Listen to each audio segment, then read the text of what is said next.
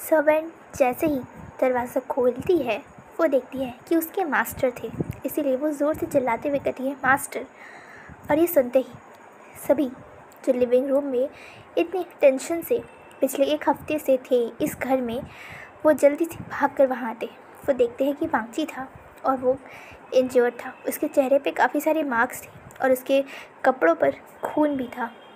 और विंग जल्दी से आकर उसे हग कर लेता है, उसके चेहरे को टच करते हुए कहता है लंजा, इतनी सारी चोटें, कहाँ थे तुम, क्या कर रहे थे, बताओ मुझे। इतनी सारी चोटें, ये खून कैसे, बताओ तुम ठीक हो, तुम्हारा खून है, दिखाओ। विंग इसे एकदम चेक कर रहा था अच्छे से। तब लंजा कहता है विंग शांत हो जाओ, मैं ठीक हूँ और ये खून मेरा नहीं है, ओके। चेहरे पे बस चोट लगी और थोड़े बहुत खरोंचे आई हैं और कुछ नहीं, मैं ठीक हूँ। और क्या बाहरी सारी तलाशी लेनी है, क्या मैं घर के अंदर ना आऊँ? हाँ जल्दी आओ। और तब वांगची के पीछे पीछे एक और इंसान घर में एंटर करता है और तब विंग कहता है नीमिन जी आप? तो फिर वो पर्सन उसकी तरफ देखते हुए कहता है नीमिन जी, हाँ मेरा नाम तो है, बट क्या आप बता सकते हैं कि आप मुझे कैसे जानते हैं और आप कौन हैं?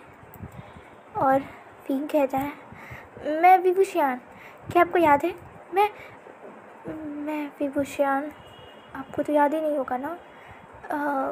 नहीं, माफ़ कीजिए, बट मुझे इस नाम का कोई इंसान याद नहीं है। कोई नहीं। तो वांगची कहता है नीमिन जी आप अंदर आइए प्लीज़, काउच पे बैठिए और सब बातें एक्सप्लेन कीजिए कि आखिर क्या है। और तब नीमिन जी अंदर आते हैं और तब वांगची और बाकी सभी नीमिन जी के साथ अंदर बैठते हैं। और तब वांगची कहता है आप बताइए। पर विंग कहता है नहीं रुको। वो मेड को इशारा करता है और फर्स्ट एड बॉक्स लेकर आने को कहता है। मेड लाती है और विंग पहले वांगची के चेहरे पे जो भी घाव थे उस पर अच्छे से दवा लगाता है, बैंडेज करता है एंड कहता है कि सच बताओ तुम्हें और कहीं चोट लगी है? वांगची कहता है हम कमरे में चलेंगे तब बात हम कर लेंगे, ओके, उस समय तुम लगा लेना, अभी मुझे ज़्यादा खरोंची नहीं आई है, अभी बात ज़्यादा ज़रूरी है। ठीक है। और वो वहीं वांगची के पास ही बैठ जाता है और तब वांगची नीमिन जी को इशारा करता है कि आप बोलिए। और तब नीमिन जी अपनी बात बताना स्टार्ट करता है। वो कहता है कि मेरा नाम नीमिन जी है, मैं और मेरा छोटा भाई जिली वो एक कंपनी चलाते हैं जहाँ पर मेरा भाई जिली अपने डिज़ाइन किए हुए कपड़े बनाता है और मैं अलग अलग कंपनीज़ अलग अलग लोगों को उसे बेचता हूँ। और ये हम दोनों का ही वर्क है, हमने बहुत सारे लोगों को अपने काम पे रखा है और एक छोटी सी ही फैशन हाउस बनाया है जहाँ जिली एक डिज़ाइनर है। हम लोग की कंपनी का नाम है फैशन हाउस। और आज से अभी से एक हफ्ते पहले वहाँ पर कुछ लोग आए थे, उन्होंने अपने चेहरे को पूरी तरीके से छुपाया हुआ था, हम उसका चेहरा तो नहीं देख पाए, बट वो लोग आए और उस समय बहुत ज़्यादा सुबह नहीं हुई थी, सुबह थी करीब 8 या 9 बज रहे थे। और वो लोग जल्दी से मेरे कंपनी में आए और वहाँ पर मेरा भाई अंदर आ रहा था और उसे वहीं से किडनैप करके लेकर चले गए। मैं उसके पीछे दौड़ रहा था और तभी पीछे से उसी लोगों की कुछ बाइक्स आ रही थी और उन्होंने मुझे हिट कर दिया, जिसकी वजह से मैं उसके बाद हॉस्पिटल में था और परसों ही मुझे होश आया था और मैंने सब कुछ सिचुएशन क्या है पता किया और तब मैं सीधे यहाँ आया क्योंकि जिली जिस पर्सन के लिए हाल फ़िलहाल में अभी कपड़े डिज़ाइन कर रहा था वो जानजिन है, जो कि रूस में उसके डैड एक कैबिनेट मिनिस्टर है, जिसकी वजह से वो काफ़ी सारे पावर्स को होल्ड करता है। और अभी जो भी कुछ हो रहा है चाइना में उसका ज़िम्मेदार वही है। और मैं यहाँ आया था क्योंकि जिली के पास से मुझे एक डायरी मिली थी। जिली को जब किडनैप किया जा रहा था तो उसके कपड़ों में, उसके एक बैग में मुझे एक डायरी मिली थी जहाँ का इस घर का एड्रेस था और लैंड वांगची के माफिया किंग के बारे में सब कुछ डिटेल में लिखा हुआ था और उसके अंदर किसी और भी चीज़ें का इन्फॉर्मेशन था, बट मुझे कुछ समझ नहीं आया। बट मुझे क्योंकि मैं जब हॉस्पिटल में जागा तो फिर वहाँ पर उन नर्स ने मुझे ये सब चीज़ दिया और फिर मैं डिस्चार्ज हुआ और मैंने फिर ये सब चीज़ पता की और यहाँ मिलने चला आया। इसका मतलब चिली को उन लोगों ने किडनैप किया है, जानजिन के लोगों ने। नहीं, क्या मतलब है तुम्हारा? मैंने पता किया था, इसमें जानजिन का कोई भी दिक्कत नहीं है, मतलब उसने कोई भी हाथ नहीं है, क्योंकि फांगजी का एक आदमी रूस में ही है और उसने जानजिन के ऊपर नज़र रखी है। आपको ये सब पता है कैसे? ये जो कंपनी है ये मेरे जिली का है, ये मेरा काम नहीं है। मैं अमेरिका का अंडर कवर एक एजेंट हूँ। मैं पहले आर्मी के लिए काम करता था और अंडर कवर एजेंट था, बट उस समय बात एक मिशन के दौरान मेरे जिली और मेरे घर वालों की इन्फॉर्मेशन लीक हो गई थी, जिसकी वजह से मेरे पेरेंट्स को मेरे दुश्मनों ने मार दिया था और मैंने बहुत मुश्किल से जिली की जान बचाई थी। इसीलिए मैंने उस पुलिस की वर्क को, आर्मी के वर्क को छोड़ दिया था और जिली का साथ देने लगा था।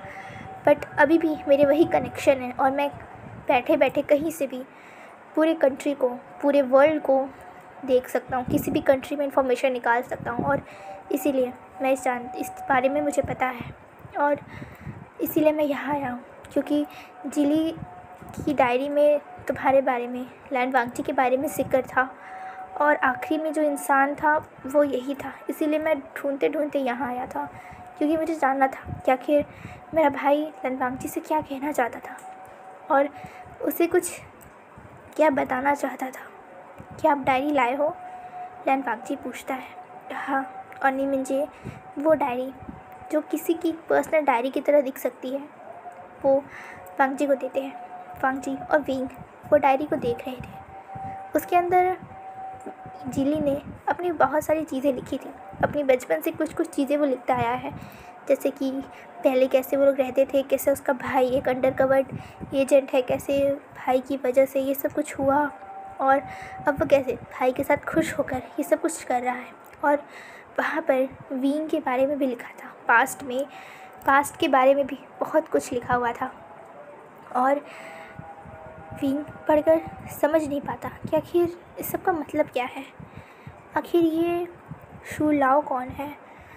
इस नाम का इंसान तो उसने कभी कल्टीवेशन वर्ल्ड में इस नाम के इंसान को उसने कभी सुना भी नहीं है। शू लाओ, ऐसा ये कौन है?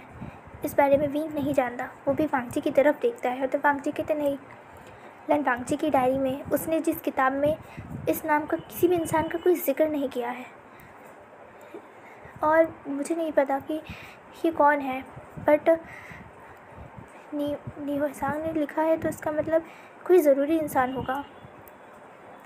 मेरे भाई का नाम नी होसांग नहीं है। देखिए, अभी सिचुएशन बहुत ज़्यादा क्रिटिकल है, आपको अच्छे से पता है चाइना में क्या हो रहा है, इसीलिए मेरे पास समय नहीं है। देखिए, आप एक अंडरकवर एजेंट हैं, इसीलिए आपके पास काफ़ी सारी स्किल्स हैं, आप प्रोटेक्शन कर सकते हैं और आप यहीं रहिए और आप यहाँ रहिए और आप विंग से बातें कीजिए। विंग आपको सब कुछ एक्सप्लेन कर देगा और शायद इसे जानने के बाद आपको कुछ याद आ जाए या कोई ऐसा चीज़ जो आपको जिली के मुंह से आपने सुना हो, आप वैसा कुछ विंग को बता सकते हैं।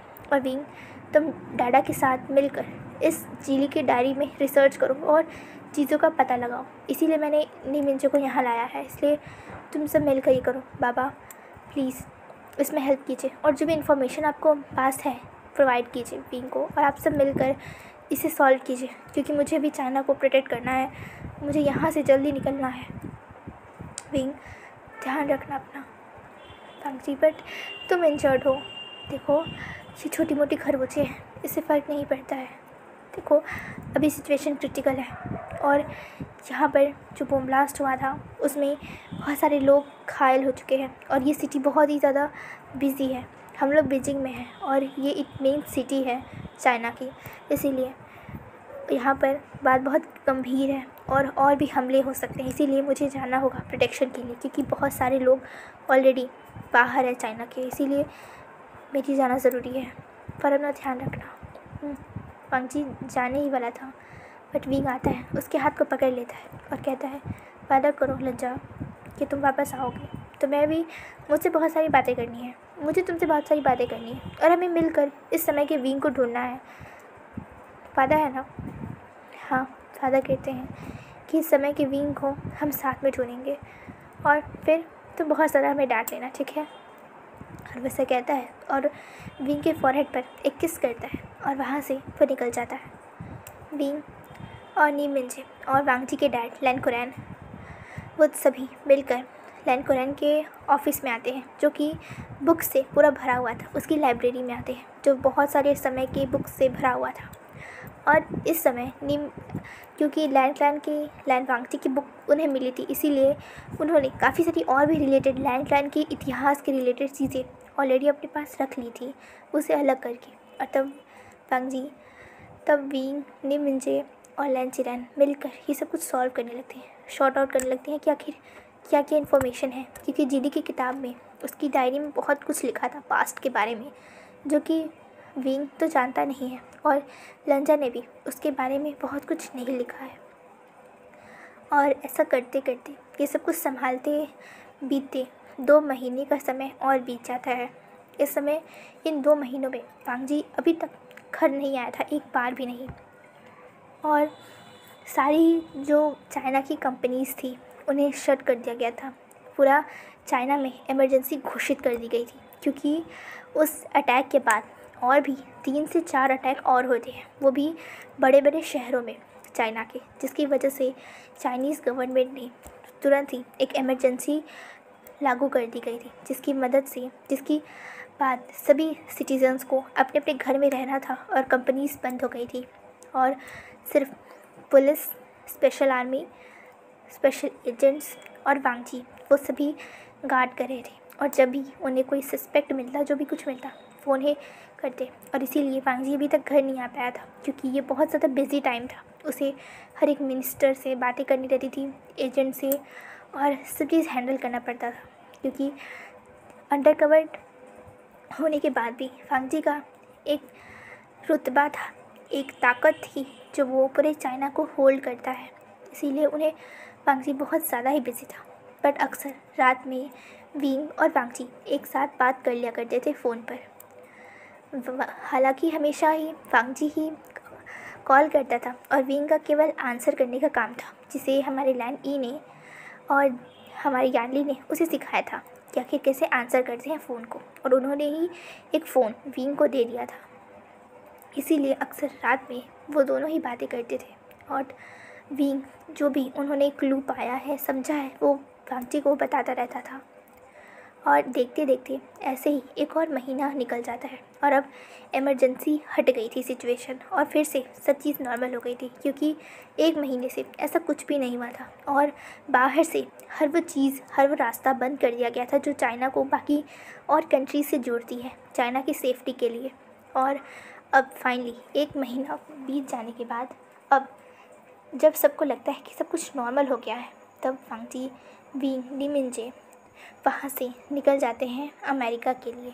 और इन 3 महीनों में विंग ने बहुत कुछ जान लिया था, क्योंकि वांग जी की किताब ने, वांग जी ने बहुत कुछ नहीं लिखा था, बट और भी ज़्यादा राइटर्स थे जिन्होंने बहुत कुछ लिखा था। और लैन चिरैन की कलेक्शन में उसे बहुत कुछ मिल जाता है। और उसी में से एक किताब थी, द डिमोनिक पावर, इस नाम से एक राइटर ने, एक इंसान ने उस किताब को उस समय लिखा था, जो कि वांग जी के डैड ने, यानी लैन चिरैन ने उसे हम अपने कनेक्शंस को यूज़ करके म्यूज़ियम से निकलवाया था और ट्रांसलेट करके विंग को वो बातें बता रहे थे। और विंग भी कुछ कुछ चीज़ें खुद से ट्रांसलेट करके, क्योंकि उसे उस समय की लैंग्वेज आती ही थी, तो वो खुद से ट्रांसलेट करके बाकी दोनों को बता रहा था। और तब वांग जी, विंग और हमारे नी मिंजे, वांग जी, विंग, नी मिंजे को छोड़ देते हैं उसके घर में और कहते हैं कि आप यहीं रहिए। और वो वहाँ से सीधे उस हेडक्वार्टर में आते हैं, जो कि अमेरिका में बनाया गया था, और जो कि हमारे साओ सिंचन, सोंगलैन और शुयांग के द्वारा, हाँ, वो सभी अभी करेंटली में अमेरिका में थे। क्योंकि मेन चीज़, जिली की सभी इन्फॉर्मेशन, डॉक्यूमेंट्स जो भी उसने संभाल कर रखा है, वो सभी अभी अमेरिका में, इसीलिए नीमिंजे को उन्होंने ड्रॉप किया ताकि वो सभी इन्फॉर्मेशंस को लाकर इन सब को दे दी जो भी जिली के कमरे में है, और इसीलिए उन्होंने उसे छोड़ दिया था। और उनका खुद वहाँ जाना डेंजरस हो सकता है कोई नज़र रखे, इसीलिए उन्होंने वहाँ खुद ना जाकर सीधे नीमिंजे को भेजा, और नीमिंजे वहाँ से उन सभी चीज़ों को कुरियर करके उस एड्रेस पे भेज सकते थे जहाँ पर फ़िलहाल के लिए ये सभी पाँचों हैं। और तब हमारा शॉशिनचैन, सोंगलन और शुयांग उन्हें क्या क्या कंट्रीज़ में चल रहा था उसका अपडेट दिया। और तब फंगजी कहता है कुछ खास नहीं है, हमें लगता है कि वो दोनों ही शांत हो गए हैं। ये दोनों हमारे मिंगयाओ और शूशे थे, और उन्होंने कहा कि मतलब बाकी दोनों ने कहा कि वो दोनों ही कोई भी एक्टिविटी नहीं कर रहे हैं, वो दोनों ही शांत हैं। और चाइना पर जो हमला हुआ था उसमें इस मिंगयाओ का कोई हाथ नहीं है। मैंने पता लगाया था, पहले तो लगा कि मिंगयाओ ही नहीं किया है, बट नहीं, मिंगयाओ का इस पर कोई हाथ नहीं है, क्योंकि इतना बड़ा हमला वो नहीं करा सकता है। ये कराने वाला कोई और ही है, और वो बस चाइना में इमरजेंसी लागू कराना चाहता था ताकि हमारा ध्यान उससे हट जाए, और शायद इसी चीज़ का उसने फ़ायदा उठाया है। और अब हमें कोई भी आइडिया नहीं है कि आखिर वो इंसान कौन है। तो फिर तब फंगजी कहता है ठीक है विंग, तुम बताओ कि तुम्हें इन 3 महीनों में क्या पता चला है। विंग तो खामोश था, वो बस चुपचाप बैठा हुआ था। और तब विंग कहता है मैंने लैंड को बर्बाद कर दिया। विंग क्या कह रहे हो? हाँ, एक बुक मिली थी और उसके अंदर उसने लिखा था कि कैसे मैंने अपनी डिमोनिक पावर्स को मैंने कंट्रोल नहीं कर पाया। मैंने कैसे सब कुछ ख़त्म कर दिया लंजा। मैंने तुम्हें ख़त्म कर दिया, लैन हुआन को, लैन जिरैन को, लैन क्लैन को बर्बाद कर दिया, उसे खंडहर बना दिया। आज जो लैन क्लैन है, आज अगर गुसू में हम जाते हैं, वो सब खंडहर जो देखने को मिलते हैं वो सब का कसूरवार, वो सब का कारण मैं हूँ। ये सब कुछ मैंने किया है, मैंने अपने पावर को कंट्रोल नहीं कर पाया और ये सब कुछ मैंने किया है लंजा। मैंने तुम्हें अपनी हाथों से ख़त्म कर दिया। और पता है मैं तुम और कोई किताब आगे क्यों नहीं लिख पाए? क्योंकि मैंने तुम्हें ख़त्म कर दिया था, और मैंने सब कुछ डिस्ट्रॉय कर दिया, सब कुछ बर्बाद कर दिया लज्जा। मैंने सब कुछ ख़त्म कर दिया। मैंने सब कुछ ख़त्म कर दिया। और वैसा कहकर एकदम लिटरली पूरे बॉडी उसकी शेक कर रही थी। लंजा तो देख कर डर जाता है और वह जल्दी से उसे हग कर लेता है। कहते विंग शांत हो जाओ, देखो ऐसा कुछ भी नहीं है, देखो लंजा यही है तुम्हारे पास, तुम्हारे साथ, देखो कुछ भी नहीं हुआ है। और वैसे भी अब तो हम पास्ट बदल सकते हैं ना, तुम यहाँ आए हो जिसकी वजह से हम पास्ट बदल सकते हैं, और तुम ऐसा कुछ भी नहीं करोगे। रीज़न हम लोग जान जाएंगे। देखो जिली को रीज़न पता है, इसीलिए उसने अपनी डायरी में लिखा है ना। हम एक साथ करेंगे, ठीक है? ओके शांत हो जाओ, ओके शांत, रिलैक्स, शांत हो जाओ। और वो बाकी तीनों को इशारा करता है कि अभी वो लोग जाएं, और वो पहले विंग को शांत करना चाहता है। वो विंग को अपनी आर्म्स में उठाकर उसी हेडक्वार्टर्स में अपनी कमरे में उसे लेकर चला जाता है। उसे पेट पे अच्छे से जेंटली लेटाता है और उसे हग कर लेता है और शांत करते हुए कहता है प्लीज़ शांत हो जाओ, देखो सब कुछ ठीक है। उसे काफ़ी देर तक वो शांत कराता है, क्योंकि लिटरली वो काँप रहा था। वो इतनी बुरी तरीके से काँप रहा था कि इसे देखकर फंगजी भी डर गया था। वो दोनों ही एक साथ ही सो जाते हैं, क्योंकि हमारा विंग तो बहुत ज़्यादा डर गया था, और फंगजी भी इन महीनों में उसने अच्छे से रेस्ट नहीं किया था। और आज विंग के पास होने से वो काफ़ी ज़्यादा रिलैक्स्ड फील कर रहा है, इसलिए वो दोनों ही अभी सो जाते हैं। क्योंकि वैसे भी जो जिली की बाकी इन्फॉर्मेशन है वो अभी तक नीमिंजे ने कुरियर नहीं किया है, इसकी वजह से अभी तो फिर कोई बात करना सही नहीं है। और फंगजी और विंग चुपचाप सो जाते हैं अभी, क्योंकि विंग इस हालत में नहीं था कि वो आखिर उसने क्या पता किया है वो बता सकता, और आखिर इन सब के पीछे कौन है, आखिर क्या हुआ है वो बता पाता। इसीलिए सब ने रेस्ट करना ही सही समझा। और बाकी तीनों लैन हुआ, शॉशिनचैन, सोंगलन और शुयांग, वो तीनों भी चुपचाप अपने अपने कमरे में जाकर सो जाते हैं। और